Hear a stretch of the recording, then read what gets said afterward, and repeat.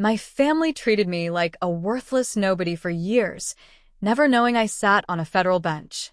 Then my sister ran down a man, and my mother begged me to take the fall. Her political career can't survive this, my father said. My sister laughed in my face. No one will ever take your side. She had no idea what came next. Can you imagine your own family, the people who are supposed to love you most, asking you to go to jail for a crime your sister committed? My name is SAYRA, and that's exactly what happened to me. But what they didn't know, I had a secret that would unravel everything. My name is SAYRA, and at 39 years old, for over a decade, my family genuinely believed I was some kind of glorified filing clerk. Can you imagine? Then, one crisp Saturday morning in October, my mother physically grabbed my shoulders in our kitchen and, without a shred of hesitation, told me to confess to a felony that my sister, Colleen, had committed. A man was in the ICU, his hip shattered. My car had been involved, with Colleen behind the wheel. My dad, ever the pragmatist, immediately laid out the logic. Colleen has a campaign. You have nothing to lose. My sister, meanwhile, didn't even bother to look up from her phone. She just smirked and sneered. Who would even believe you anyway? The lawyer was already at the kitchen island. They hadn't even asked me a question yet, but they were so confident in their plan, they'd already typed up my confession. What they didn't know, what none of them ever bothered to know about my actual life, my career, what my car's onboard computers had been silently recording that night, or the woman who was patiently waiting for my sister to come home. Well, that was all about to dismantle their perfect little world, piece by excruciating piece, over the next 7 weeks. It all started innocently enough, or so I thought. I drove 6 hours back to Harran County, not for them, but because my 13-year-old niece, Emma, texted me. She said Grandpa was turning 68, and she added a heart emoji. That was enough for me. I hadn't been back in almost 3 years. The house itself was an insult, honestly. Those white columns my father could never truly afford, still looming. And, of course, a huge banner over the porch. Ashford for State Senate, in the exact same blue as Colleen's piercing eyes. And just like always in the front hall, there was that wooden bowl. Every single car key in the family had to go into it the second you walked through the door. My mom started that tradition when I was 7, calling it hospitality. It was, and always had been, inventory. So, like a good daughter, I dropped my keys right in. Inside, there's this photo wall in the living room. I'm in 9 of them. The newest one? From my graduation, 14 years ago. After that, the wall just continues without me. It wasn't some dramatic family vote, you know? It just happened. My father found me by the punch bowl, introduced me to a county commissioner, and some car wash magnate. This is our oldest, he announced. She does something with filing at a courthouse. The commissioner nodded politely. I shook his hand, mumbled a nice to meet you, and just let it stand. I'd been letting it stand for so long, it wasn't even a conscious decision anymore. Being invisible was the one thing this family ever allowed me to be good at, and I had perfected it. By 11 p.m., the party had dwindled to the usual suspects, the ones who never quite leave. Colleen, my sister, was still in full campaign mode, just like she's been since she was 16. She has that uncanny ability to find a camera, even when there isn't one. She'd had some wine, not a lot by her standards, which, believe me, is a sentence in itself. Someone mentioned the yard signs were still in the storage barn. My mother, ever the peacemaker, said they could wait. But Colleen, oh no. Absolutely not, she declared. A volunteer is coming at 7 a.m., and it would look disorganized. That was her word. Disorganized. I just said goodnight and retreated to the guest room, the second door on the left, with my old twin bed and a closet full of my mother's winter coats. From up there, you can always hear the front hall. You can always hear the keys rattling in that wooden bowl. I heard that distinctive, flat sound, then the storm door opening and closing. I didn't think anything of it. I just read for a bit. But then, around 5 to midnight, I heard the garage door go up, then back down. And then, voices. 2 of them, hushed in the kitchen, the way people talk when they're trying not to wake the house. It wasn't an argument. It sounded deranged. I fell asleep. Sometime after 1 a.m., I woke up, thirsty. On my way back from the kitchen, I noticed it. The wooden bowl in the front hall was empty. Not a single set of keys. In a house with 4 cars in the driveway, that felt off. Like a crooked picture frame you can't quite unsee. But I shrugged it off, went back to bed, and didn't think about it for another 2 days. God, I wish I had. Sunday morning, 7 a.m. I was making coffee and the local news came on. They reported a man had been struck on Route 9, near the co-op, just before midnight, and left for dead. He was 61, critical condition. Witnesses saw a dark SUV speeding east, caught a partial plate. The anchor then cheerfully moved on to high school football scores. I just stood there, coffee pot in hand, feeling the temperature in the house drop as if a chill had suddenly seeped into the walls. My father's study door was shut, unheard of on a Saturday morning. I could hear him on the phone, using that specific voice he reserves for people who owe him something big. Colleen? She didn't come down at all. My mother simply said she had a migraine. When I finally went out to my car for my bag, Mom was already outside in her nightgown and a cardigan, wiping down the inside edge of the garage door frame with a dish towel. At 7:15 a.m., she looked up, smiled, and chirped, "The pollen this year is just unbelievable, isn't it?" But my SUV, parked at the end of the row? It wasn't where I'd left it. I always back in. Now it was nose in. I walked around to the front.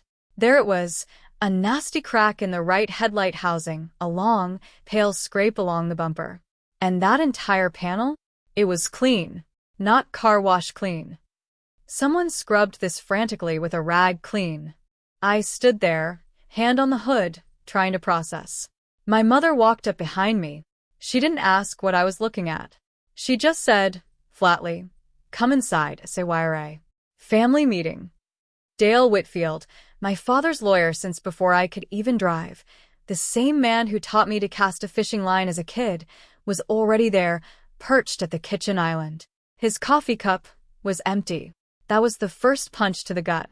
They hadn't called him after talking to me. They'd called him instead of talking to me. My father walked in, sat down, and didn't even offer a good morning.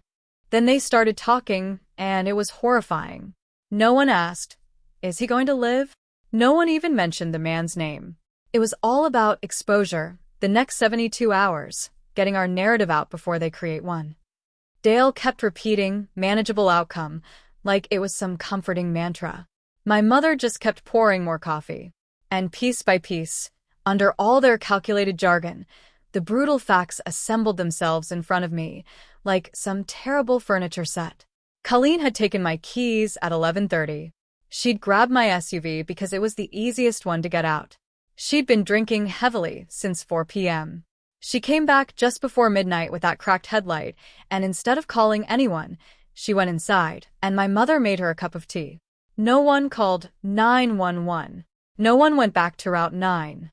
That man, Walter Boone, lay in a ditch beside his bicycle for 19 minutes before a truck driver found him. 19 minutes. Then Dale slid a sheet of paper across the cold granite countertop, already typed, already dated. It was a confession. Mine. I read it twice. It claimed I'd borrowed the car, was unfamiliar with the road, and had panicked. Someone had literally put the word panicked into my mouth before the sun was even fully up. My mother came around the island, put her hands on my shoulders, with more warmth than I'd felt from her in 3 years, and said it, so plainly, as if she were offering me a favor. "Just say you were driving." I stared at her. "Do you understand what you're asking?" She met my gaze. "I understand exactly. That's why it has to be you. No husband, no children, no campaign. A job nobody can even name." My father, pushing his reading glasses up, chimed in, coldly laying out the family budget line. "She has a campaign. You have nothing to lose." And there it was, the entire Ashford family ledger, spoken aloud in front of a lawyer. Not one person at that island so much as flinched. Just then, Colleen walked in, sweatshirt on, hair up, no makeup. She poured herself orange juice while I calmly told them no. I said it once, evenly. Then I said it again because the first no clearly hadn't registered. Dale suggested we all take a breath. My father snapped, "We don't have time for breathing." And Colleen? She leaned back against the counter, juice glass in hand, and looked at me like I was a dog doing a trick badly. She wasn't even angry, which was somehow worse. She just sneered. "Who'd believe you anyway?" I reached for my coat, ready to walk out. I made it as far as the doorway when my father's next words stopped me cold. Colleen already gave her statement. "This morning at 7 a.m. Your name is in it." My heart plummeted. I turned around. Dale wouldn't meet my eyes. That's how I knew it was true. That's how I knew he'd helped craft it. She'd told the investigator that her sister, visiting from out of state, had asked about the highway on-ramp and had gone out around 11:30. Not an accusation, you see. So much better than an accusation. Just helpful details from a cooperative family. I stood in that doorway, my mind racing, doing the exact arithmetic they were so certain I couldn't do. The SUV was registered to me. Witnesses described a dark SUV, a partial plate. I was alone, asleep in a guest room, with no one to vouch for me. And the chilling truth hit me. The first person to give the police a story owns the shape of that story. Everyone else just looks like they're disagreeing with it. My father watched me, thinking he saw fear on my face. But it wasn't fear. It was a cold, hard recognition. I'd spent 8 years as a public defender. I'd seen countless innocent people get convicted, not because of evidence, but because someone else got to the police first. I put my coat back on the chair. Not because they'd won, but because leaving Howard County that morning would have been the most useful thing I could have done for them. The out-of-state sister, who came for one night and fled. They still believed in a version of me that was 14 years out of date. They'd never once bothered to check if I'd been revised. That was their first mistake. And it wasn't going to be the expensive one. To truly understand this, you need to know what happened when I was 25. It's the entire rotten foundation of our family. I failed the bar exam on my first try. 40% of my class did, too. It's a minor hiccup for most. But for my father, who is 6 weeks out from a re-election campaign, a county commissioner needs a humanizing story. So, at a fundraiser, in front of 200 people, he told them his oldest had gone off to law school and washed out. He shrugged, smiled, and said, "You can't win 'em all." The room laughed. He got his warmth. My mother stood right beside him, nodding. Later, in the parking lot, I asked her, my voice shaking, "How could you let him say that?" She gently fixed my collar, and that tenderness is what I remember most. She looked me in the eye and said, "We don't have truths in this family, sweetheart. We have versions." I passed the bar that February. I never told them. I left Howard County, took a public defender job 400 miles away, and for the next 14 years, I clung to what I thought was wisdom. If you don't tell people anything, they can't take anything from you. So, I stopped sharing. I let the filing clerk joke stand. I stopped sending updates. When I was finally sworn in, years later, I stood alone in that robing room, buttoning my own collar. I hadn't invited a single person who shared my last name. I convinced myself this silence was dignity. But it took a man bleeding in a ditch on Route 9 to show me what it actually was. Not dignity, but an open invitation to be overlooked and ultimately used. By Sunday afternoon, the state police had officially taken over the case. Walter Boone was still critical, meaning it was a felony, no matter what. Detective Dana Pute called the house, stating she'd be scheduling interviews with everyone who'd been there Friday night. My father, of course, took that call in the hallway, hand clamped over the receiver, his voice a low growl. Later, Dale came back with a cleaner draft of my confession. The word panicked was gone, replaced by became disoriented. He laid it on the coffee table, smiling, saying no rush. But then he immediately added that the county attorney's office would need something by next Thursday, a week away. No rush, they say, then give you a deadline in the same breath. You're supposed to only hear the first part. I walked out to the porch and made a call. Renee Okafor. I'd sat across from her in a courtroom 9 years ago and never forgot her sharp mind. In about 4 minutes, I laid out everything. She asked 2 crucial questions. Had I spoken to any investigators? No. Had I touched my vehicle? Only the hood, I told her. Good, she said, her voice firm. Don't touch it again. And don't be alone with any of them. I'll be there Tuesday. I sat there on the porch after we hung up, looking at my SUV with that cracked headlight. There was something in that car that none of them knew existed. My vehicle had been silently recording everything from the moment someone turned the key. And that was the problem, the core of the problem for the next 5 agonizing weeks. I couldn't just go and grab it. See, people think a modern car is just a car. It's not. It's a silent, unblinking witness that doesn't care who pays for it. Mine's a 2023 model, and it does 3 things most people don't even think about. It links the driver profile to the key fob, so the seat and mirrors adjust automatically. It pairs to a phone, and it logs that connection. And it has an event data recorder that saves 5 seconds of data around any impact, including speed, braking, throttle, steering angle. Monday morning, I got into the passenger seat, door open, 1 foot on the driveway. I turned the screen on. I didn't touch anything else. The driver profile was set to guest. The seat was 4 inches forward from where I always keep it. And under the phone menu, in the list of paired devices, there was one that definitely hadn't been there Friday morning. Colleen's iPhone, connected at 11:31 p.m., disconnected at 11:57 p.m. I stared at that for a long moment, then turned the screen off, got out, and closed the door. I didn't take a single thing from that car. And I need to be clear about why, because it was the most critical decision I made. I'm a federal judge. I've thrown out evidence for far less. If I pulled that data myself, as the person they were about to accuse, every single hour of that data would become a question about my hands. At breakfast, Dale, oblivious, mentioned that the family would handle getting the headlight fixed. A body shop could take it Wednesday. I said, "Oh, how thoughtful." Then I went upstairs and called my insurance company. In the flattest, most emotionless customer service voice I could muster, I explained that my vehicle may have been involved in an incident while in the possession of another driver, that liability was unclear, and I wanted a claim opened, with the vehicle preserved in its current condition pending investigation. 11 minutes. That's all it took. The adjuster put a hold on the vehicle before lunch.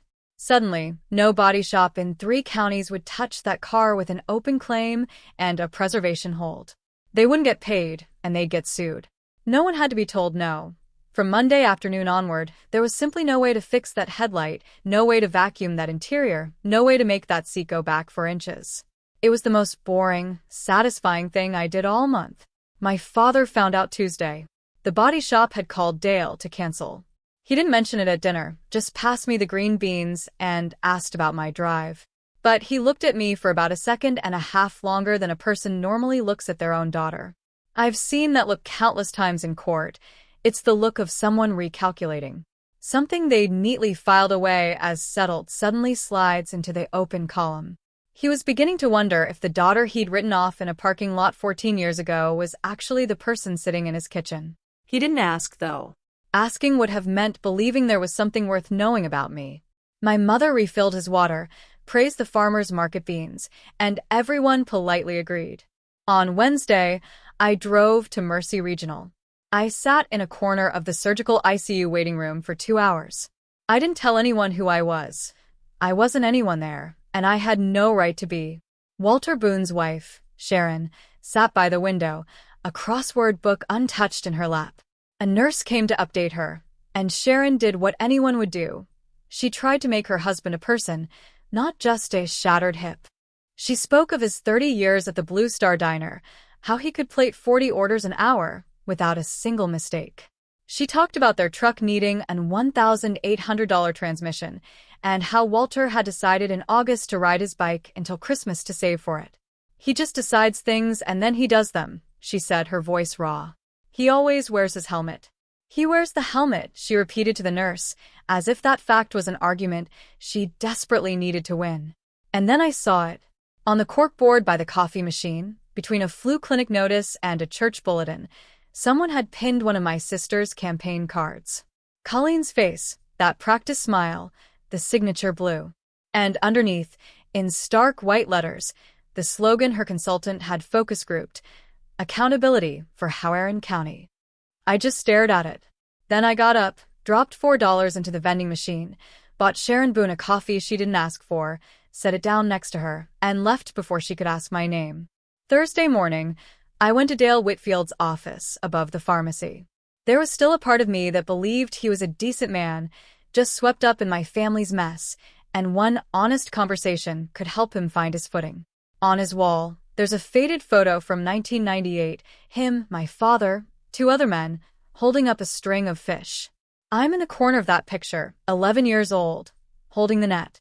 He poured me coffee in a mug that read, "World's okayest golfer." I told him everything. Not as a suspect, not as a lawyer, but as a person. The bowl, the keys, the seat position, the timeline. He listened just like he used to when I was a kid explaining a complicated knot, nodding, letting me get to the end. When I finished, he gently set his coffee down. "Sign the statement, kiddo," he said kindly. He told me the county attorney was being reasonable, that with no priors, it would be a deferred sentence, just paperwork in 18 months. "It's the version that saves everybody," he murmured. The man who taught me to fish was now, in the kindest possible way, telling me to take a felony for my sister. And he genuinely thought he was being generous. On his desk, on a yellow legal pad, was a memo from the Howard County Attorney, Rex Calder, my father's first campaign volunteer, class of '94. The fix was in. Renee Okafor had arrived Tuesday and checked into the inn. That afternoon, back from Dale's, she made me tell it all again, taking notes in a scrawl I couldn't decipher upside down, probably on purpose. Then she laid out the brutal truth of my situation. 1. If I pulled any data from my car myself, I'd be an accused party tampering with evidence. Any competent attorney would turn the hearing into an interrogation about my hands. 2. The county attorney, Rex Calder, my father's old friend, could make this file disappear into a bureaucratic black hole, with no one technically doing anything wrong. And 3, and she was very careful with this, I hold a federal judicial commission. That means I don't get to be clever. No phone calls to anyone I know. No talking to reporters. Nothing that could ever be construed as a judge leaning on a case. Every ordinary advantage someone in trouble might have, I had to surrender. "So," I said, "I have the truth and no way to move it." She tapped her pen. "Data gets challenged constantly, SAYRA. Chain of custody, tampering, spoliation. I've won cases like that myself." Then she said the words that have echoed in my mind every week since. "A witness under oath is a different animal, SAYRA. Sooner or later, this case is going to need your face." My face. The one thing I'd spent 14 years trying to keep out of every single frame in that house. So, on a Friday afternoon, in the parking lot of a strip mall, Renee and I finally made our move. She wanted concrete evidence, cameras, a clear business address on the record. She'd brought in a forensic technician, Priya Raval, from the Capitol. Priya arrived with all her gear, her paperwork, and a phone on a tripod recording everything. Renee narrated the process like a grocery list: date, time, location, participants, VIN odometer. Priya meticulously photographed everything: the headlight, the bumper, the seat rails, the odometer, the pair device list, before touching a thing. Then, she pulled the module and the storage card. She held them out to me on her flat palm, and for about 10 seconds, I held the entire night of October 11th in my hand. It was smaller than a key, weighed nothing.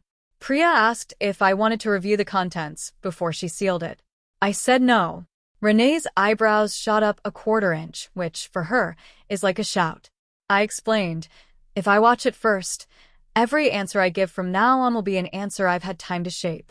And one day, someone will ask me under oath if I saw it before I told my story. I want to be able to honestly say no." So, Priya put it in a paper evidence bag, sealed it with red tape, signed and dated across the seal. Renee signed beneath her. It went into a locked case in the trunk of a rental car. I didn't know what was on it, only that my car had been awake for it all.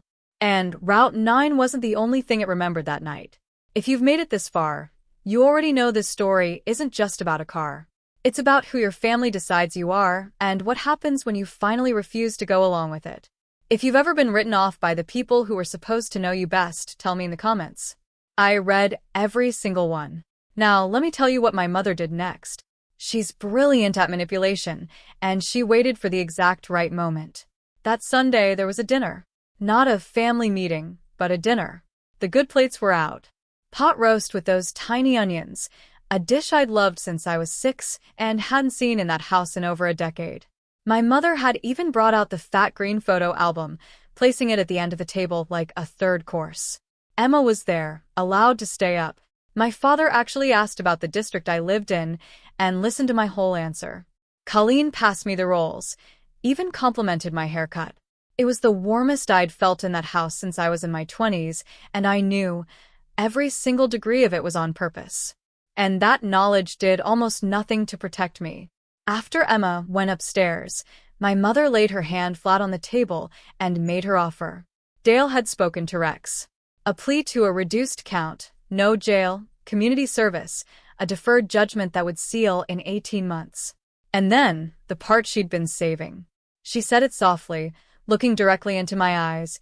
And you be part of this family again, SAYRA. Really part of it. Sunday dinners, Emma's birthdays, all of it. 14 years I'd stood outside that window, and my mother was finally opening the door. The price?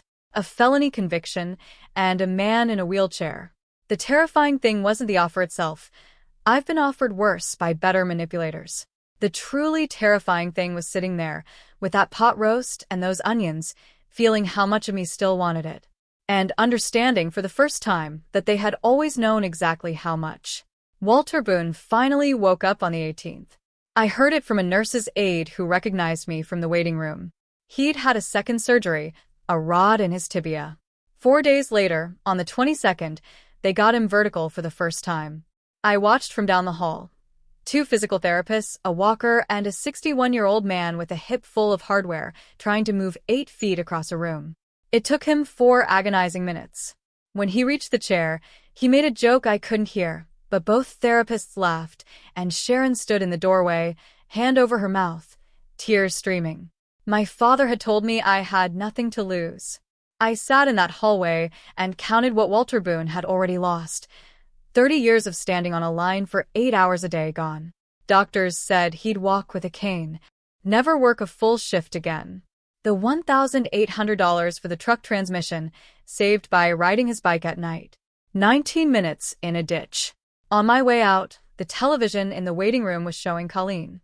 She was at a podium in front of the county building, in her navy blazer, saying her family was cooperating fully, and her heart was with the Boone family. She'd even managed that perfect catch in her voice. I've watched a lot of people testify, and even I couldn't have told you it was fake. That press conference wasn't a defense. It was a frame. 2 days later, the Howard Register ran a piece about the investigation, and buried in the 11th paragraph was a single sentence, attributed to a source close to the family. The vehicle belonged to a sister who is estranged from the family, who lives out of state, and who had been having a hard time. That's it. 3 facts, all technically true, arranged to construct a person. Estranged, out of state, having a hard time. I read it in a motel parking lot, and felt that particular vertigo I hadn't felt since I was 25. Watching a version of yourself being built by people who share your last name, knowing that version will always travel faster than you ever will.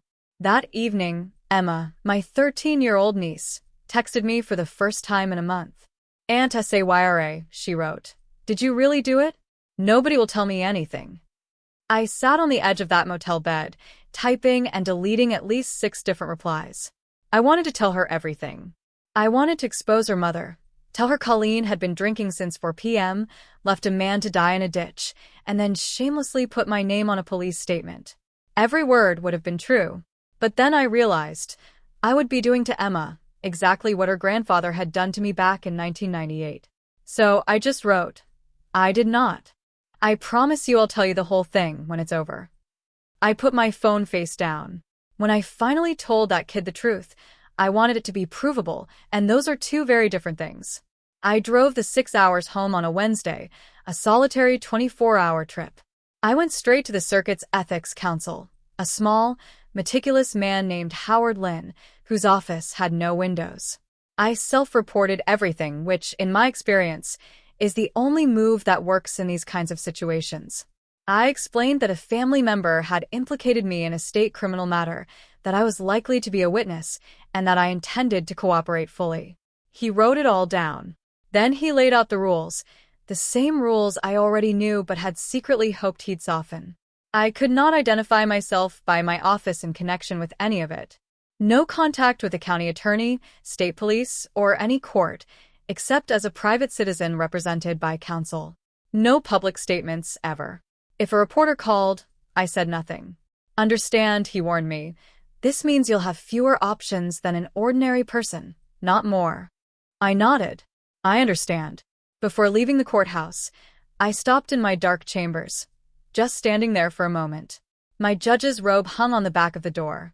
I'd worn it for 2 years, and it had never once made me feel like the SAYRA my family believed me to be. It always felt like something profound I'd borrowed from a serious institution, something I had to protect. I locked the door. I drove back to Harran County with 1 suitcase and no title at all. Whatever came next, I would face it as nobody in particular, which, ironically, was the role my family had been training me for my entire life. Thursday came, and I didn't sign. There was no dramatic scene. I simply sat in my mother's living room and stated I would not be signing anything. My father, surprisingly, just folded his newspaper and said, "All right." And that was the end of that conversation. But then, the house started to close in on me, room by room, in their perfectly polite, chilling way. Friday, my mother casually mentioned her sister needed the guest room. So I moved into the Harran Inn out by the highway, 40 rooms, a waffle machine, and a lovely view of a grain elevator. Monday, a letter arrived for Renee from Dale Whitfield's office. It stated his firm represented the Ashford family and that any suggestion Colleen had driven the car was contradicted by the family's recollection. Then, in a sentence that took me 3 reads to fully grasp, it warned that the family would, if necessary, describe how I had made the vehicle available to another driver that evening, with knowledge of the circumstances. There it was. If I wouldn't be the driver, they'd make me the one who handed the keys to a drunk. Same felony neighborhood, just softer paperwork. My name was in it either way.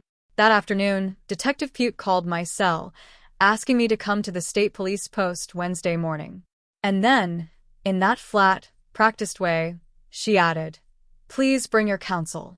I hung up, sitting on the edge of that motel bed, understanding I had officially been moved into a new, dangerous category. The state police post in Brannigan is a plain brick building with a flag and a vending machine that only takes exact change. Renee met me in the lot. Detective Dana Pute, around 45, has that specific kind of patience you only develop after 20 years of being professionally lied to. She opened with 2 things I absolutely didn't expect, 2 pieces of information that completely shifted the entire landscape. First, 11 days ago, the state police had gone directly to my car's manufacturer with a warrant for the telematics data, their own copy of the pair device log, their crash record from the company's servers. Nothing to do with me, my hands, or my sealed bag. The world, it turned out, had a second door, and it had been quietly opening this whole time without asking my permission. The second revelation? Colleen's statement had a gaping hole in it. She'd claimed the household was quiet after 11:15 p.m. But a neighbor's doorbell camera, across the county road, had caught headlights coming down the Ashford driveway at 11:29 p.m. and returning at 11:56 p.m. My sister had placed herself upstairs for all 27 of those crucial minutes. Then Pute asked me to walk through my night, and I did. The bowl, the stairs, the book, the garage door at 5 to midnight, the voices, the water, the empty bowl. No adjectives, no conclusions, just the facts. When you've heard 10,000 witnesses, you learn the honest ones are boring. The liars are vivid. At the end, she flipped back a page, stopped, and read something twice. Then she looked up. "One more question," she said. "Occupation?" I hadn't planned it, hadn't rehearsed it. It was a routine question on an intake sheet. And you answer questions from investigators truthfully, or you don't answer them at all. Nothing in between ends well. I said, "United States District Judge." The room went utterly silent. Renee looked down at the table. Pute said nothing for about 4 seconds, an eternity in that small room. Then she wrote it down. Which district? She asked. I told her. She wrote that down too. She had one follow-up question, a good one. Why isn't this in the file?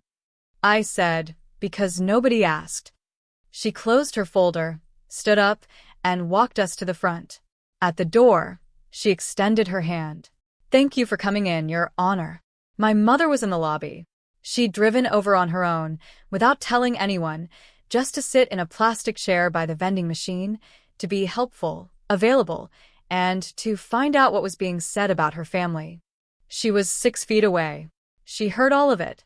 I watched my mother's face twist into an expression I'd seen 1,000 times from the bench, but never once from her. It wasn't pride. Pride looks different. It was recalculation. The exact look of someone moving an item from the liabilities column and trying to quickly appraise its new worth.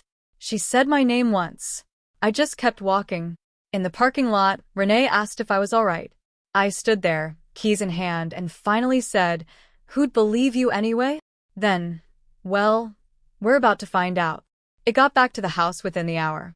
My father called that evening, asking me to come over. I agreed, but only on the porch, door shut, yard light on. I'd spent the drive bracing myself for his anger, his humiliation, maybe even a single sentence of regret that he hadn't known. But he wasn't angry. My father was delighted. He sat in the wicker chair and repeated, "It's remarkable, truly remarkable." His hands started moving, already calculating. Do you understand what this changes? A federal judge. A federal judge who takes responsibility for a tragic accident. Who steps forward, who doesn't hide behind her position. He said it could be reframed in a week. Rex Calder could be brought along. The story wouldn't be a family covering for a candidate, he beamed, but a family of public servants. Colleen's numbers would go up, not down, because voters forgive a family that owns its mistakes. He'd found a way to spend my federal commission. 14 years of actively not knowing what I did, and within 1 hour, he'd completed his appraisal. The answer? I was worth more as a confession with a title attached than I had ever been worth as a daughter. I sat on the porch rail, letting him finish, my heart utterly hollow. That was the moment I stopped hoping. Not in the kitchen, not when the letter arrived, not even when the leak to the paper came out. It turns out, hope is the last thing they take from you. And they don't even do it on purpose. They just say what they actually think out loud, and then it's gone. 2 things happened that week. On Tuesday, Rex Calder, the county attorney, gave a statement to the Register. He declared his office had reviewed the matter, that evidence to date did not establish who was operating the vehicle, and therefore, he would not be charging anyone at this time. He threw in words like tragedy and grieving community, even though Walter Boone wasn't dead, and no one at that paper even questioned him. Then, on Thursday, Dale filed his supplemental letter. For members of the Ashford family, my father, my mother, my sister, and, because they needed a 4th warm body, my Aunt Charlene, who had gone to bed at 9 p.m., were prepared to state that I had made my vehicle available to my sister that evening, with knowledge that she had been drinking. Renee spelled it out for me over lukewarm coffee at a diner booth near the inn. The state police had a rock-solid file. But a state case gets prosecuted by the county attorney. And the county attorney had just publicly announced he wasn't prosecuting. The only thing that could override a man like Rex Calder was a public record so undeniably clean, so unimpeachably true, that not charging Colleen would become more politically expensive than charging her. That meant sworn testimony on the record from the one person in that house whose account directly contradicted the other 4 and who had absolutely nothing to gain by giving it. It has to be you, Renee said, her voice quiet but firm. And it has to be in the open or it doesn't happen at all. That's when it clicked. I finally understood the entire, cruel design of the last 5 weeks. There was one door left in this whole nightmare, and it only opened from the inside. Look, I need to pause here for a second, because I want you to truly sit with the question I had to grapple with that night. If telling the truth meant losing your entire family, not just an argument, not a bad Christmas, but all of it, permanently, would you still tell it? Don't answer too fast. Take a moment. Put your thoughts in the comments below. I'm about to tell you what I chose and what it ultimately cost me. And if you're new here, hit that subscribe button because you're going to want to see how this all ends. She showed up at the inn on a Sunday night, alone, in an old hooded sweatshirt, her own car parked discreetly by the ice machine. No phone in her hand, something I'd never seen from my sister in my adult life. I let her in. She perched on the edge of the desk chair, and for about 10 minutes, she was a person I'd never known. She talked about being 16. Our friends went to a lake house while she was off at media training in the capital, thanks to Dad's connections. She recounted how she learned to hold a smile for a photographer's third try.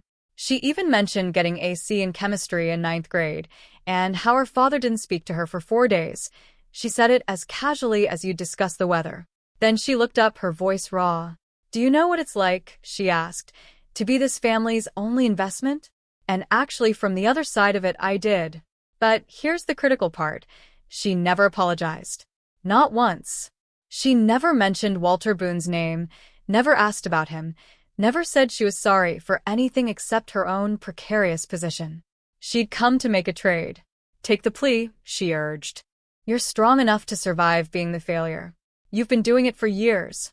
I'm not." For a fleeting minute, I saw a glimpse of the sister I might have had if our family had been in any other business.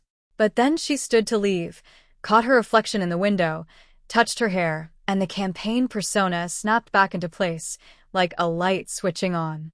The signing meeting was set for Wednesday at 11 a.m.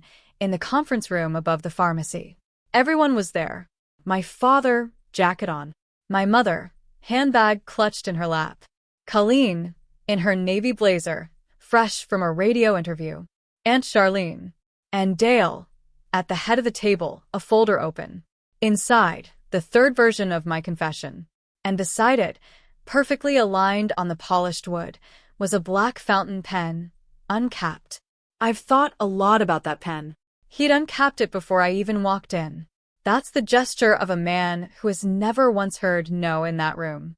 Renee sat, opening her briefcase. I picked up the pen. I did. I held it.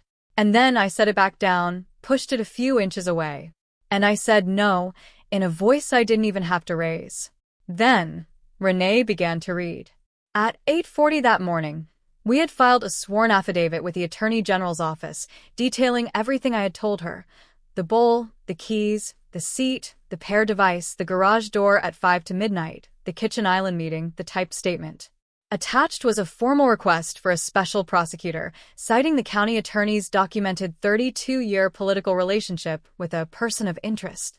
And attached to that, Priya Revel's chain of custody affidavit and a transfer receipt for the sealed evidence bag, delivered that morning to the state police post in Brannigan. My father said my name, a sharp intake of breath.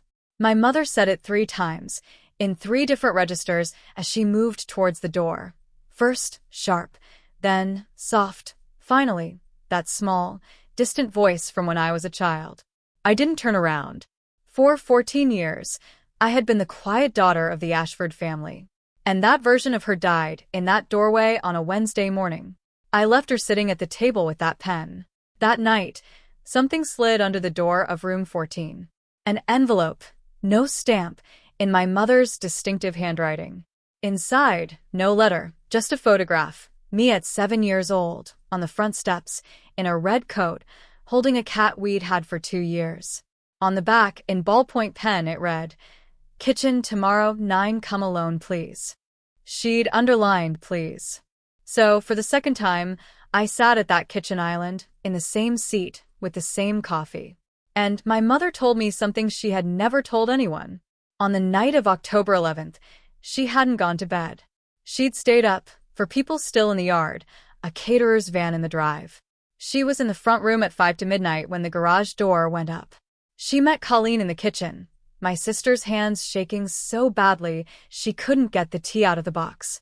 My mother went through the mudroom, stood in the garage, and looked at the cracked headlight, the pale scrape on my SUV.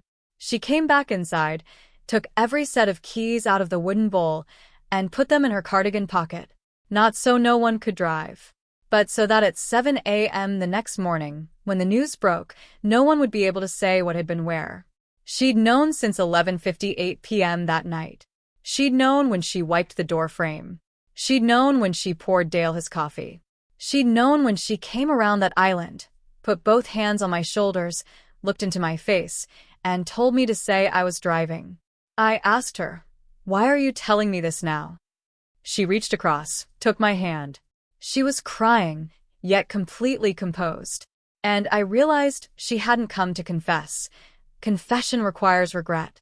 She had come to negotiate. The hearing was the next morning at 9:30. She had 18 hours, and she used every single one brilliantly because my mother is and always has been the best strategist in that family. The proof? No one outside it has ever heard her name.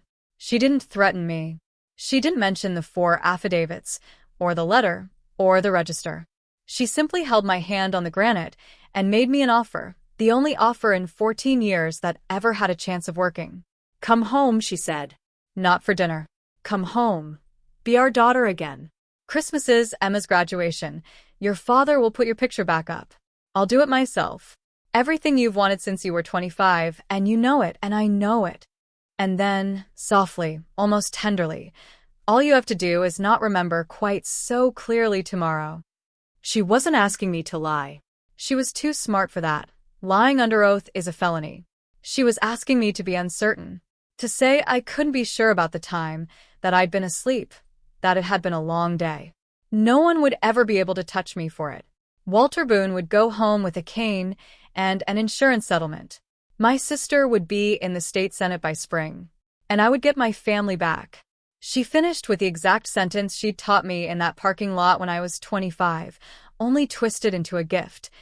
Pick the version where you still have a family, sweetheart.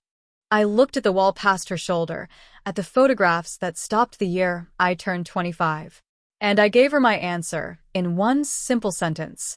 Then I drove back to the inn and, to my surprise, slept for 6 hours. What I said to my mother in that kitchen was this: "Mom, I've spent 14 years being the version that was convenient. Tomorrow, I'm going to be accurate." Then I said, I loved her, because it was true, and because I wanted it on the record between us. And then I left. The Howard County Courthouse, a limestone building from 1911, has 9 steps and a shaky handrail. At 8:20 a.m. the next morning, 2 TV cameras from the Capitol and 3 reporters were waiting at the bottom. They knew. Someone at the register had traced the special prosecutor's appointment. That morning's headline had the word "Judge" in capital letters next to my last name. Forever. A woman shoved a microphone in my face, asking if I had a comment on my sister. "No comment," I said. "Are you here in your official capacity?" she pressed. "I am here as a witness." She asked one more thing about the family. "No comment," I repeated. I walked up those 9 steps, through the doors, and I didn't stop. There is no clip of me anywhere saying anything about any of it. And that, surprisingly, was the entire strategy. And it cost me more than anything else in the story. My father had told me I had nothing to lose. He was right, in a way he'd never bothered to look at closely. I had nothing they had ever counted. My name, my oath, and my spine. And I was about to spend all 3 of them in one morning. The courtroom smelled faintly of old radiators, a smell that now feels like justice. And there, in the first row, in a wheelchair, with a cane across his lap, sat Walter Boone, his wife beside him. The special prosecutor, Grant Ellery, appointed just 8 days earlier, had a talent for asking piercing, short questions. At 10:15 a.m., I was sworn in. I sat in a hard wooden chair, beneath a ceiling fan that clicked rhythmically, and I told it all. In order. No embellishments, no emotions, just the stark facts. The bowl in the front hall, and my mother's hospitality that began at age 4. The keys going in. The wine at the party. The yard signs. The stairs, the second door on the left. The rattle of the bowl. The storm door. The garage at 11:56 p.m. The hushed voices. The empty bowl at 1 a.m. The news at 7. The dish towel. The crack in the headlight. The driver's seat 4 inches forward. The pair device log, 11:30, 1 p.m. The lawyer already at the island. The typed statement, with my name, with the word panicked, later disoriented. I didn't editorialize once. Priya Raval had testified before me, her sealed evidence bag, now part of the record, opened in front of the clerk, every detail matching the manufacturer's own telematics data the state police had independently pulled weeks earlier. Then, Colleen's attorney stood for cross-examination. He was good. He went exactly where I would have gone. He questioned, with just the right amount of disbelief, how a family could possibly fail to know their own daughter sat on a federal bench. He said it twice, turning to the gallery, wanting the room to fully appreciate the absurdity. And he was right, it was absurd. I let the ceiling fan click twice. Then I said, because I helped them not know for 14 years. I made it easy. That's my share of this, counselor. And I've finished paying it. He asked me to clarify, but behind him, at the defense table, my sister started talking, agitated, to her lawyers. Here's a truth I've learned from 11 years in criminal courtrooms. People coached for cameras make the worst witnesses. A camera never interrupts you. A courtroom does nothing but. Her attorney told her to sit down. She wouldn't. She stood at the defense table, navy blazer, hands out, palms up, in that gesture she uses at the end of a stump speech. She started to reframe. She claimed this had been twisted into something it wasn't, that her sister had been out of the family for years, that there was context the court wasn't hearing. She actually said the word narrative out loud in a courtroom, which you only do if you've never, ever been in one before. The judge warned her twice that she'd have her opportunity. On the third try, the sentence she'd been circling for 7 weeks burst out of her at full volume, captured by the court reporter. It was one mistake. People like her get to fail their entire lives, and it costs them nothing. I don't get even one. Silence. Walter Boone looked at the floor. In the third row, my mother put her hand over her mouth. To this day, I don't know if it was for her daughter at the table or her daughter in the chair. Then the judge's gavel came down, and it was over. In the flat, administrative way these things truly end. Probable cause found. Bound over for trial. Conditions of release modified. Surrender of passport. And a subpoena issued that afternoon to Marjorie Ashford, my mother, regarding the location and handling of a set of vehicle keys on the night of October 11th. I sat in that wooden chair as the room emptied and thought of Colleen, asking who'd believe you anyway, under oath, with the truth and a forensic technician's signature across a seal. Everyone, Colleen. That's the entire point of the building. She eventually took a plea in February. Felony leaving the scene of an accident involving serious injury. 60 days in the county jail. 3 years of probation. Restitution. License suspended for a year. She withdrew from the race in a 90-second statement, thanking her supporters. Dale Whitfield is now under investigation by the state bar for his conduct. He hasn't written to me, and I don't expect him to. Rex Calder announced in April he wouldn't seek re-election, joining a firm in the capital that handles municipal bonds. My parents were not charged. Ellery, the special prosecutor, looked hard at it, but told Renee the truth, proving what my mother did with a set of keys in her own house wouldn't win him a jury. I want to be honest about how that sat with me. It sat badly for about a month. Then it stopped. A courtroom is a narrow instrument. It was never going to give me everything I actually needed. And by spring, I understood that what I truly needed had already happened, in a doorway above a pharmacy.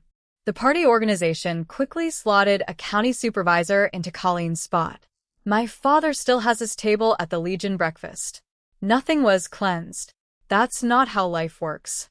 Walter Boone went back to the Blue Star Diner in December, 4 hours a day, 3 days a week, on a stool they bolted down for him. The civil side of the case settled with the insurer in the spring. It wasn't enough, but it was more than he would have gotten.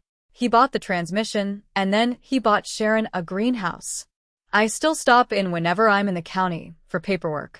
He lets me buy a coffee, then always charges me for a slice of pie. Howard Lynn closed my ethics file in March with a 2-line memo. Judge was a fact witness in a family matter. No violation. And on the shelf in my chambers, behind my desk, Where most judges keep a family photo, there's now a picture of an old man in an apron, standing outside a diner, one hand on a cane, the other on my shoulder.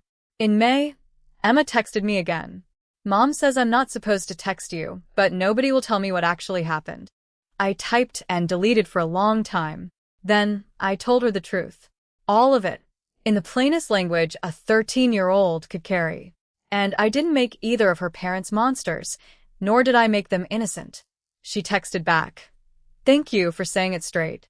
Nobody ever says it straight. There's one more small thing, and it's why I'm telling you any of this. In June, a new clerk, 24, nervous, very serious about coffee, started in my chambers. On her second week, out of nowhere, she asked if I had family nearby. A year ago, I would have said no and let it go, just like I let everything go for 14 years. She would have written me down as private and been right.